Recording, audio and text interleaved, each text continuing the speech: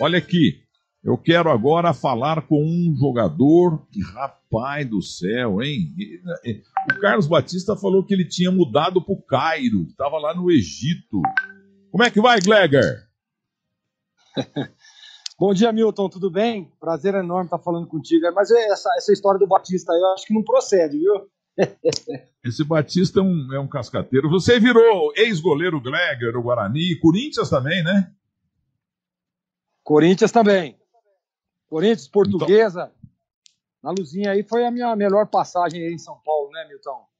Foram Fala a tua bons anos aí, 5 anos. Eu comecei no Guarani Futebol Clube, né, em Campinas. Guarani Futebol Clube. Tive por lá quase 12 anos, com categoria de base e tudo, né? Profissionalmente foram 3 anos atuando pelo Guarani. Aí teve a proposta do Corinthians, né? Na época ainda tinha aquele... Não existia a Lei Pelé ainda, né, Milton? E aí eu acabei sendo vendido ao Corinthians. Fiquei no Corinthians 2 anos. Nesse intervalo de Corinthians aí, eu tive um empréstimo ao Cruzeiro.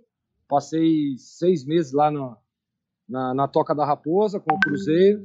Depois eu retornei ao Corinthians. Estava naquela final contra o Santos, lá das famosas pedaladas do Robinho. E a 2002. partir daí eu tive 2002, exatamente.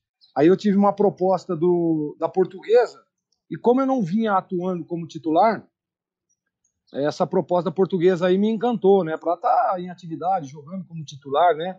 Não que o Corinthians não tenha sido importante na minha vida, muito pelo contrário, mas a minha mudança de clube, aí a Portuguesa me abriu as portas, num momento difícil também lá no Canindé, e aí, graças a Deus, as coisas começaram a acontecer, e eu fiquei por lá por 5 anos. Da Portuguesa eu fui ao Náutico de Recife, que voltou, depois da Batalha dos Aflitos, o Náutico voltou a disputar a Série A do Campeonato Brasileiro. Passei lá pelo Náutico.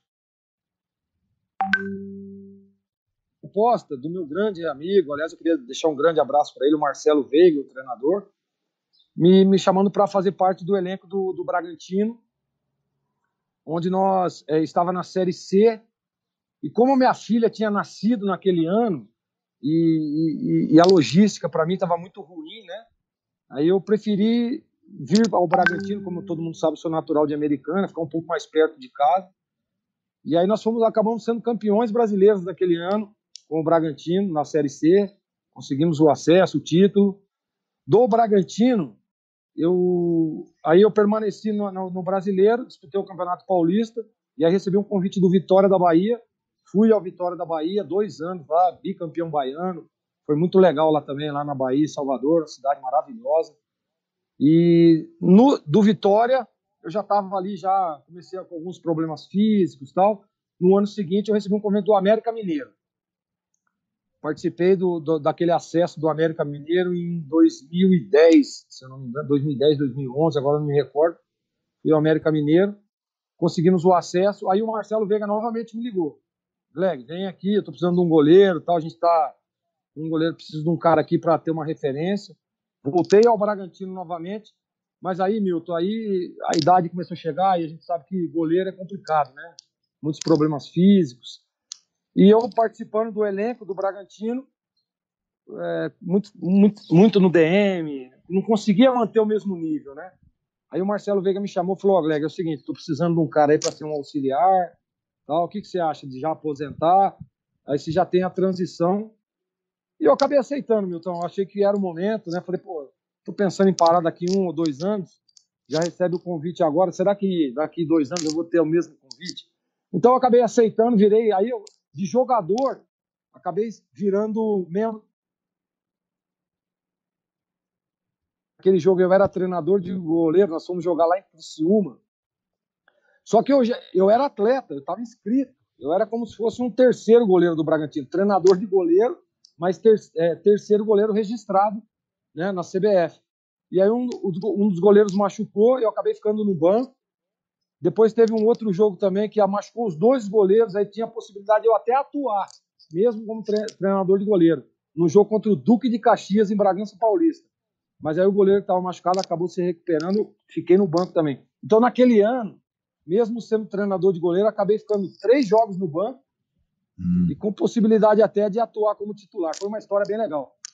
É uma coisa inusitada. Agora, como é que você se sente sendo filho de um bandido sanguinário? Essa história eu tenho sempre. Você sabe que eu te acompanho todas as vezes que eu posso, a gente está te acompanhando aí, seus problemas, né? E sempre falando. Realmente essa história é verdadeira, né? Mas só que eu só tenho um detalhe, viu, Milton? Você sempre diz que o Glegger lá do filme, né? Que a mãe acabou escolhendo o meu nome, por causa desse ator, por causa desse personagem desse filme. Você fala que o cara, minha mãe escolheu o nome porque o ator era muito bonito, era um cara muito vistoso, né? Mas eu posso te garantir, viu, Milton? O Glegger é mais bonito do que aquele Glegger do filme, viu? Isso eu posso te garantir. Não, mas eu conto. Mas é uma história bem legal. Viu? Tem umas cobras venenosas aí na Rádio Bandeirantes, Cláudio Zaidan, aquele João Paulo Capelanes, entendeu? Nossa, Oliveira Andrade. Eles ficam, e o Oliveira de Campinas, entendeu? Fábio Piper, numa figura que nós temos no Band Esportes também. Eles falam que isso é mentira. Grande, Fabião. Eu entrevistei você faz uns 15 anos, mais ou menos, entendeu? 15, 14, verdade. 12. Aí você soltou numa quarta-feira, num terceiro tempo noturno, dizendo, pô, mas por que você chama Glegger? Que nome é esse? Ele falou, não, é porque a minha mãe estava grávida e estava para nascer dali 1, 2 meses e tal. E ela estava assistindo um filme e tinha um bandido bonitão, mas chamado Glegger. Então ela pôs Glegger. E os caras falam que é mentira. Então hoje eu estou botando o senhor no ar porque eu já estava entrando com o Sergei Kobarbeck com um processo contra esses caras aí da Bandeirantes. Porque eles falaram que não era verdade. Então o senhor me testemunha. Eu sou filho do bandido mesmo. Exatamente, sou filho do bandido. E é verdade essa história. O nome, sabe como que era para ser? William. Já estava definido. Mas William todo mundo é. Agora Glegger é só um. E aí a minha mãe acabou assistindo esse filme aí, acho que 2, 3 semanas antes de dar à luz, né? E não, vamos mudar, não é mais o William, agora vai ser o Glegger, que eu gostei desse nome. Ela fala que no filme, né, esse bandido, ele tinha uma namorada. E ele aprontava na cidade lá, pegava o cavalo dele, saía e disse que a namorada dele gritava, Glegger, e aí soava nas montanhas lá do Texas, né? Naquelas montanhas maravilhosas. E aí aquele som ficava bonito. Aí minha mãe falou, pô, o cara era bonito. A moça chamando ele, dava aquele eco bonito do nome. Não, vai mudar, vai ser Glegger. E aí acabou ficando, né? E o teu pai? O teu pai gostou? Não, meu pai gostou demais. Tanto que meu pai fala que a hora que nasceu lá, avisaram ele, né? Porque naquela época não dava para saber se era homem, se era mulher, né? E aí disse que a hora que nasceu, é homem. Ele já correu lá no cartório e falou, não, Glegger Jorginho, esse é o cara, vai ser ele. E aí colocaram o nome. O Batista costuma dizer que época, na hora que o meu pai foi falar no cartório lá como seria o nome, disse que meu pai tinha tomado umas e outras, e falou, Glegger. E aí ficou Glegger, mas não é não. A história real é essa mesmo que você conta e que eu me lembro, não sei se você vai se lembrar. Quando eu te contei essa história, foi aquele jogo Português e São Paulo, lá no Pacaembu, que o São Paulo jogava pelo empate para ser campeão paulista, e aí acabei tendo uma noite iluminada lá, graças a Deus, e aí nós conversamos muito lá no terceiro tempo, e aí eu te contei essa história, você me perguntou, e eu contei essa história para você. Se lembra daquele jogo ou não? Então, foi a primeira vez que eu falei com você, e essa história, o futebol tem coisas incríveis, né? Por exemplo, o Hélio Sileman, que foi meu diretor no super técnico da Band Inesquecível, Hélio Sileman. É que o avô dele, quando chegou no Brasil, lá no Porto de Santos, eles perguntaram o nome dele, né? O árabe lá e tudo enrolado. Sileman. E uma fila danada de gente. O cara escreveu Sileman, mas era Salomão, pô. Entendeu? Então é isso. Mas isso tem milhões de coincidências e tal. Tem uma prima chamada Anirce, porque o pai dela era da roça e tal, e então ele foi registrar lá, era para chamar Nilce, mas ele falou Anirce, aí ficou Anirce, mas ela não assume o Anirce, é só Nilce. Tem que ser. Mas você tá falando muito bem, você virou comentarista até, né? Então, Milton, eu tive 2 anos, quase 3 anos, trabalhando na Coreia do Sul. Eu recebi um convite lá de um grande amigo meu, coreano, né, que trabalhou muitos anos aqui no Brasil, para que eu fosse ser um auxiliar lá de um time lá que ele tinha. Ele assumiu a diretoria do clube, né? Acabou me convidando. E aí eu estava trabalhando no Guarani na época, como treinador de goleiro. E aí eu fui, o projeto meu era realmente virar um técnico, um treinador, fiz os cursos, né? Estava me preparando. E aí fui para lá. E quando eu voltei, eu recebi alguns convites aqui no Brasil que não me agradaram, né? E o Batista, desde quando eu encerrei a carreira, a gente sempre conversa, tem muita amizade com o Batista, né? Ele sempre dizia para mim, pô, Greg, você é bem articulado, eu preciso de um cara que já atuou, que já jogou, né? Aqui na minha equipe, você sabe que a equipe do Carlos Batista é o Tigrão, né? Que é o comentarista lá, tem o Carlos Henrique também, e ele queria um cara que já tivesse atuado, um ex-atleta mesmo, para que tivesse um olhar clínico, né? Um olhar técnico, que já esteve lá dentro. E aí nós conversando, e quando a gente para de jogar, né, Milton, o atleta ele quer uma estabilidade, né? E aí você fica indo aqui, indo ali, é complicado. E até mesmo pela família, tá um pouco mais perto, tá estabilizado. Então, acho que isso foi um ponto que pesou muito na minha decisão. Eu falei, Batistão, então vamos. Então, eu acho que eu vou trabalhar com você mesmo. Aí nós começamos, né? Falei, vamos fazer o seguinte: começa para ver se você vai pegar gosto da coisa. E aí, pô, nossa, eu sempre adorei, minha vida inteira eu adorei muito rádio, né? Sempre fui apaixonado pelo rádio. E graças a Deus as coisas estão muito bem, já estou quase há 2 anos lá com o Batista, né? E tô adorando, tô apaixonado pelo que eu faço, apaixonado pela nova profissão, estudando, tentando melhorar cada dia, né? Eu acho que isso que é muito importante. Mas, olha, apaixonado demais, e a Rádio Bandeirantes, a TV Bandeirantes de Campinas também dá todo o suporte, né? É uma empresa maravilhosa. Eu só tenho a agradecer, então. Olha, você sabia que o Valdemir Gomes é bisavô do Queixinho, Carlos Batista? O Valdemir, eu vou te falar, viu? Esse é uma figuraça. Ele adora você, às vezes a gente até conversa lá. Não, vou mandar uma mensagem lá pro Milton, não sei o quê. Eu falo, Tigrão, calma. Vamos com calma aí, deixa o Milton lá. Mas ele te adora e é um cara espetacular e é um cara que me ajudou muito, né? Porque a gente sabe, né, que o Valdemir, Você sabe a história do Valdemir, né? Ele pega uma caixa... O Batista manda ele falar sobre uma caixinha de fósforo. Ele fala 40 minutos sem falar dos palitos. Só para você ter uma ideia como é que é o Valdemir Gomes aqui. E a gente trabalhou relativamente juntos. Eu trabalhava para Eucatex, né? Eucatex. E ele era distribuidor de Eucatex em Campinas, entendeu? Nos produtos da Eucatex, do grupo aí do Banco Itaú. E é fábrica em Jundiaí, se não me engano. Mas a verdade é que trabalhei para Deca, Gol Deca, entendeu? E Zé Roberto Refinete Guide já faleceu, jamais vou esquecer. E você sabia que o Queixinho, ele é neto do Noel Rosa, né? O Carlos Batista. E o detalhe é o seguinte, ele tem 2 filhos, um chamado Beto Zini Batista e o outro chamado Roberto Zini Batista.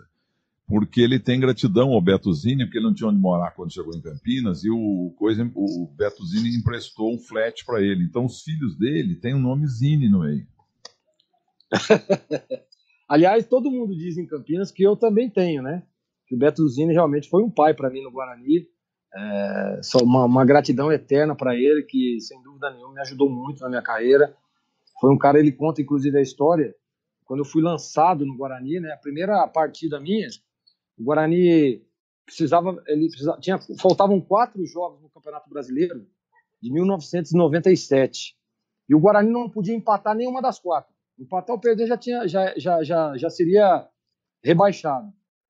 E o goleiro do Guarani era o Irã, o reserva o Pitarelli, e eu era o terceiro goleiro. O Irã teve um problema indisciplinar, foi afastado, o Pitarelli assumiu a titularidade, e num jogo lá no Olímpico contra o Grêmio, o Pitarelli teve uma lesão. E o Guarani ganhou o jogo lá. Ganhou de 4-0, não sei se você se lembra. E o Pitarelli naquele jogo teve uma lesão na posterior, eu acabei assumindo, e aí ficou aquela dúvida, né? Quem que vai pro próximo jogo? Gleger, a gente volta o Irã, o Gleger nunca atuou, e aí o Beto Zini falou assim, não, esse é meu garoto, é o Gleger que vai jogar.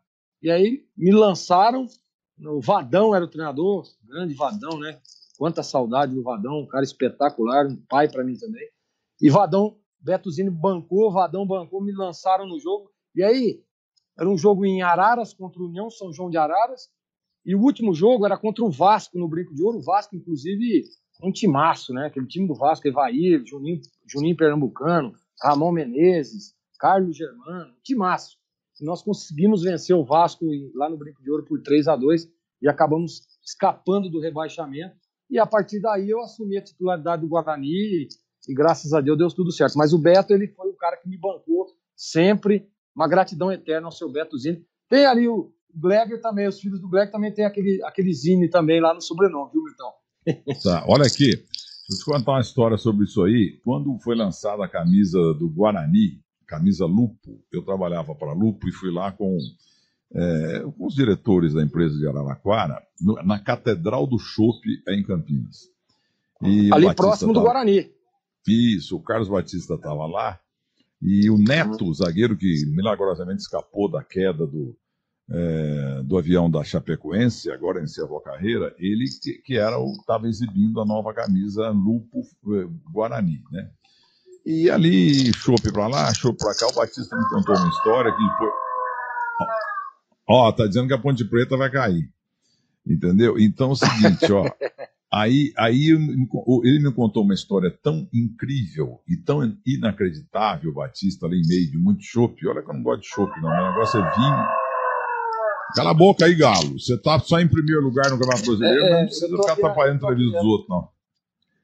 Que eu tô aqui gostando, na minha fazenda, cara. Milton, e os galos cantando tudo aqui, é maravilhoso. Cara, isso aí é uma maravilha. Você sabe que minha fazenda é aqui perto das suas terras, né? Daqui da sua terra, né? Minha fazenda é aqui em Cruzília, Minas Gerais, acho que você conhece. Eu tenho Guaxupé, Muzambique e Montebello. Mais perto. A minha aqui em Cruzília, aqui é mais perto de Caxambu. Caxambu é a terra da minha nora. Uma das noras. O Galo, ele tá cantando de Galo porque ele é líder do campeonato. Mas viu, então o que aconteceu? Depois eu entrevistei o Beto Zini, ele confirmou. O Guarani, para não cair, precisava de 3 milagres. Ganhar do Grêmio em Porto Alegre, que era impossível. O outro jogo contra quem mesmo? Aqui, o Vasco. União São João de Araras. Não, esse foi o último jogo. E com o Vasco da Gama. Foi contra o Vasco. Isso, contra o Vasco. Foi o último jogo, Aí, eu não sei se você é mais novo, mas antigamente tinha um jogador, um cara, um misto de técnico e de cartola do interior de Bauru, chamado Bolão. E a Federação Paulista... E o Bolão, ele ficava muito ali na Federação Paulista, na Brigadeiro Luiz Antônio. E eles estavam lá em reunião do arbitral, não sei o quê, e esse Bolão chamou o Betozinho de lado, o Betozinho, você já caiu.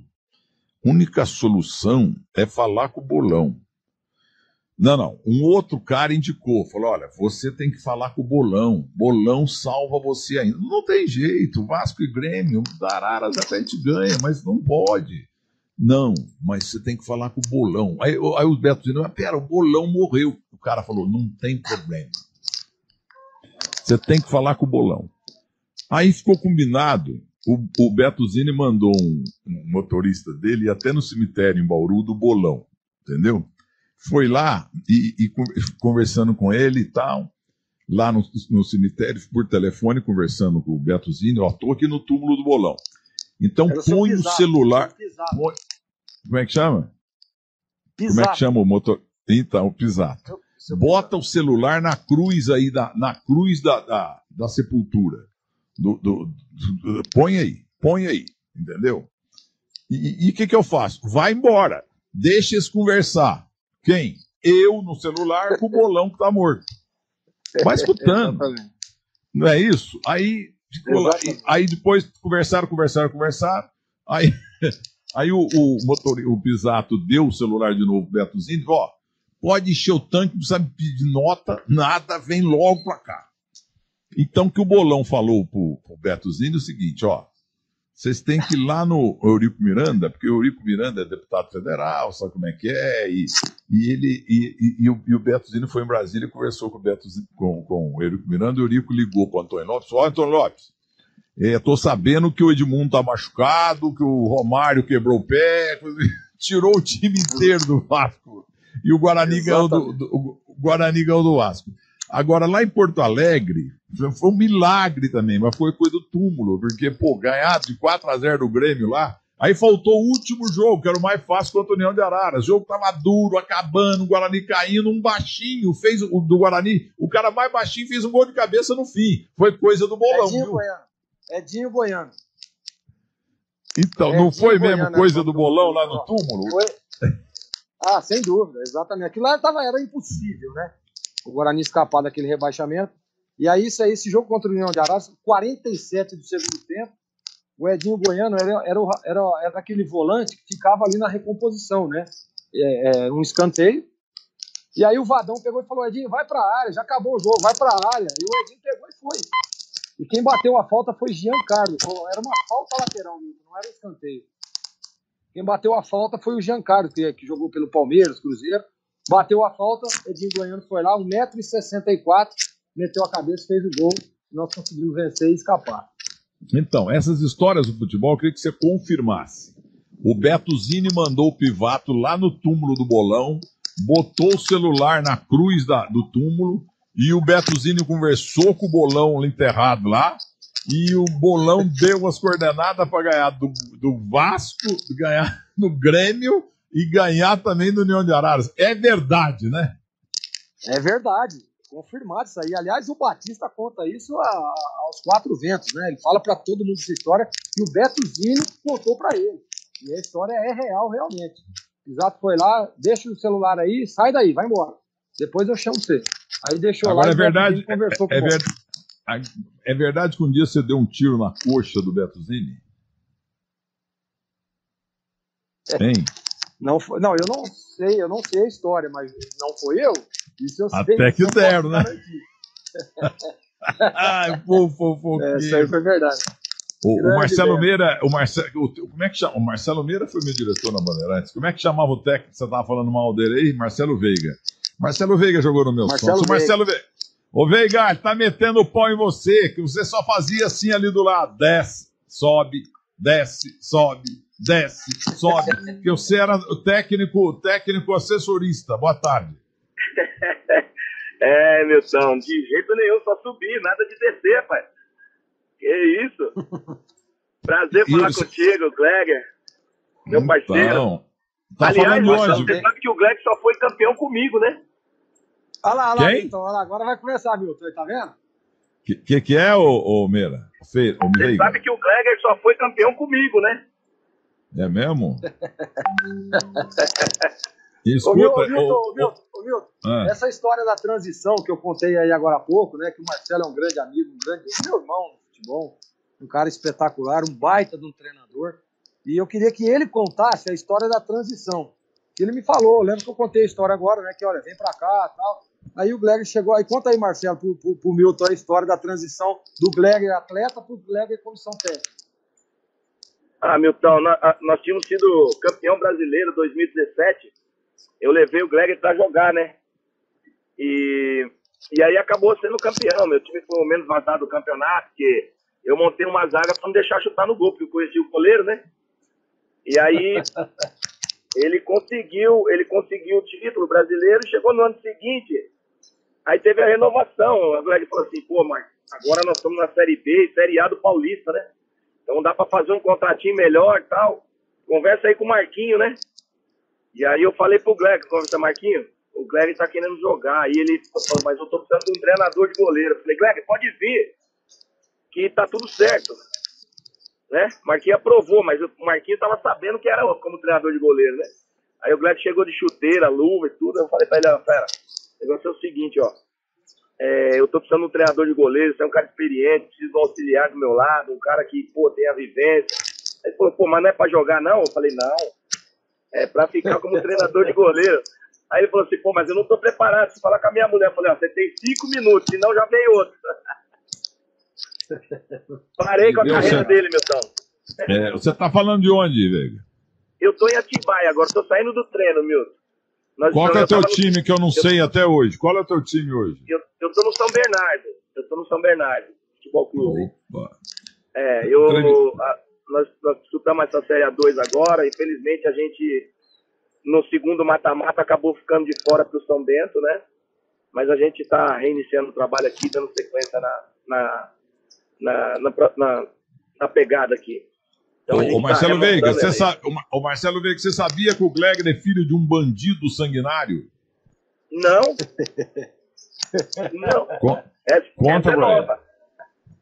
Não, é porque ele fala que eu sou filho, mas não é, Marcelo. É que o meu nome a origem, né, como gosta de dizer o Batista, do meu nome, foi de um bandido. Minha mãe acabou assistindo um filme de um bandido, que era um bandido sanguinário do faroeste, né? E aí colocou o nome de Glegg, mas o Milton fica falando que eu sou filho desse bandido. Eu soube que ele foi lá em Campinas e namorou tua mãe. Ah, é? Rapaz, Bandido. meu pai tá ligado aqui na Bandeirantes. Tá ouvindo aqui, Coitado. o velho vai ficar meio enciumado aqui, hein? Vai, Não, mas Milton, o pai é quem cria, né? Fica tranquilo. Tem essa também. Saudade de você, Marcelo. Falamos tantas mil vezes no rádio, na televisão. Verdade, Tudo de bom pra você e sucesso aí no ABC, tá bom? Obrigado. Te acompanho sempre. Grande abraço, obrigado pelo prazer de estar contigo aí. Valeu, Glegg. Valeu, meu irmão. Fica Glegg. com Deus aí. Boa sorte na sequência aí. Mas, ó, a tua mãe acertou, porque tá cheio de Felipe, de Thiago, de, sabe, Vinícius. Matheus. Glegger, só tem um. Só tem um, não tem jeito. Então, tudo de bom pra você e dê um abraço no queixinho, neto de Noel Rosa, o Carlos Batista da Rádio TV Bandeirantes de Campinas, tá bom? Valeu, Milton. Um grande abraço para você também. Quem tá te mandando um grande abraço também é o Marcos Luiz, filho de Ligeirinho, uma pessoa espetacular que trabalha na nossa equipe também. Tigrão também. Ele tá aí do lado? Não, Marquinhos, não tá. O Marquinhos está lá em Campinas. Eu tô aqui na fazenda, né? O Marquinhos está lá em Campinas, mas eu falei pro pessoal que eu ia participar com vocês. Tigrão falou: manda um abraço para Miltácio. Eu falei: pode deixar, Tigrão. Pode deixar. E o Batistão também tá mandando um abraço. E foi um prazer, viu, Milton, participar com você aí. Um grande abraço a todos os ouvintes também. Você tá falando muito bem, rapaz. Pode ser comentarista nosso aqui em São Paulo, tá bom? Obrigado, Milton. Obrigado. Vindo de você, para mim, é um privilégio ouvir isso. Qualquer 500 mil reais por mês, nós estamos trazendo você. Tá tudo tranquilo. Pode ficar sincero. Só de trabalhar com vocês aí, com essa equipe maravilhosa aí, já tá tudo certo. Eu até pago, né? Você ia falar, né? Para trabalhar na Bandeirantes. Então nós vamos conversar, Milton, para acertar esse contrato aí. Porque quando eu morava em Minas, era menino, eu trabalharia aqui até para, sabe, para faxineiro, para ver o eu também. Pode chamar de que perto. Pode chamar que nós vamos com a maior alegria do mundo, Milton. Um abraço para você, rapaz. Um abraço, fica com Deus aí, valeu. Entrevistas diferentes como é que chama mesmo? Guilherme Herédia como é que é? Guilherme Herédia Cimate Guimarães, a única vez que a mulher emprestou o nome pro marido, hein? Que coisa impressionante.